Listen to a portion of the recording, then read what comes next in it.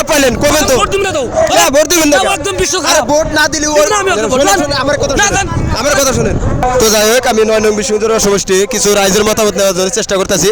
তো আপনারা ভিডিওর সাথে দেখবেন। আসসালামু আলাইকুম। ওয়ালাইকুম আসসালাম। যেহেতু 9 নং বিশ্ববিদ্যালয় সমষ্টির 3টা ক্যান্ডিডেট আছে।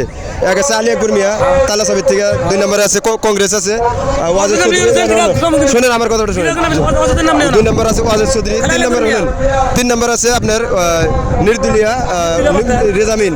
তা আপনি এমএলএ হিসেবে কাক চান? আলিয়া কর্মী এক চাই। কেন আলী আকবর মিয়া কি গুণ আছে যে আলী আকবর তার মিয়া? সব গুণে ভালো। যাই হোক ওয়াজেদ চৌধুরী বিগত 25 বছর ছিল। 25 বছরে মানে বলেন যে ওয়াজেদ চৌধুরী যেহেতু 25 বছর ছিল বিগত, ওয়াজেদ চৌধুরী কি খারাপ পাইলেন যে আপনি ভোট দিবেন না? ও একদম জিরো, কোনো কাম কাজ নাই। ওর নামই নয় না পছন্দ। জান তো যাই হোক ওয়াজেদ চৌধুরী আপনি মানে কি খারাপ পাইলেন যে ভোট দিবেন না? ওর সব কাম কাজ খারাপ। ওর নাম নয় না পছন্দ না। না না কি খারাপ পাইলেন কবেন তো? ভোট দিবেন না তো? না ভোট দিবেন না। একদম বিশ্ব আরে খারাপ। ভোট না দিলে দিবেন না, আমি ওকে ভোট দেব। আমার কথা না, শুনেন। দেন। আমার কথা শুনেন। আমার কথাটা শুনেন। ওর নামই নয় না পছন্দ।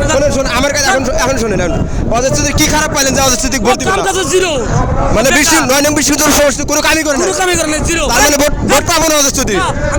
আর আপনার রাইজের মতামত কি? সব আলিয়া কর্মীকে ভোট দিব। মানে কত পার্সেন্ট আলী আকবর মিয়া ভোট পাবো? 90% পাবো। 90%। তো যাই হোক ভাই অনেক বড়িয়া কথা বলছে। 90% আলী আকবর মিয়া ভোট পাবো। তো এনার মতো যাতে সবাই মানে আলী আকবর মিয়া হয়ে থাকেন, সবাই যেন আলী আকবর মিয়া ভোট দিতে পারেন।